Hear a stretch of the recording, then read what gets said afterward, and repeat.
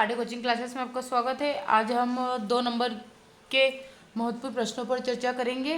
Class 10th का सबसे पहला क्वेश्चन है, what did Lencho hope for.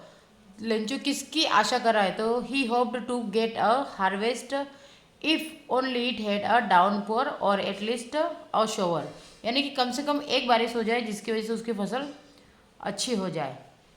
ये आपका फर्स्ट क्वेश्चन है कि what did Lencho hope for. ठीक है, तो he hoped to get a harvest if only it had a downpour or at least a shower। Next question है आपका, next question what made him angry. उसे किस बात से गुस्सा आया? तो when Lencho found only 70 pesos and not 100, यानी कि उसे सिर्फ 70 रुपये मिले थे और उसने डिमांड कितने की थी? 100 पैसों की। The amount he had asked for he got angry, और जो उसने पैसे मांगे थे उसको नहीं मिले थे। ही thought God could neither deny nor make a mistake, it must be the post office employees who had cheated him. उसने बोला कि ये भगवान की गलती नहीं है, ये इसे ज़रूर पोस्टमैन ने या पोस्ट ऑफिस के लोगों ने, काम करने वालों ने उसे चीट किया है और उन्होंने पैसे निकाल लिए। That he why he wrote in the second letter to God to send him the remaining money, but not by post, as office employees were a bunch of crooks। Okay, ये हो गया। इसका हम नेक्स्ट याद करते हैं। Next question है, why were 2 national anthem संग। 2 राष्ट्रीय गान क्यों गाए गए? तो इसका आंसर है, the 2 national anthems were sung in order to show the vision of whites and blacks. This showed that the black sung the old anthems of the republic in order to remind them the old prestige of the country। Okay, आपका next question है, why was the young seagull afraid to fly. ठीक है, ये इतना से question पूछा गया उसमें, तो आपको इतना ही करना है। The young seagull thought that his wings were too weak to support him, so he was afraid to fly. Also, he was timid and could not muster up courage to fly।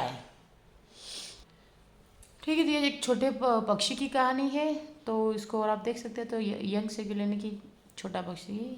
तो the young seagull thought that his wings were too weak, यानी कि वो उसका ये मानना था कि मेरे जो विंग्स है वो बहुत छोटे हैं। टू सपोर्ट हिम, जो कि उससे सपोर्ट नहीं करेंगे। Him, so he was afraid to fly.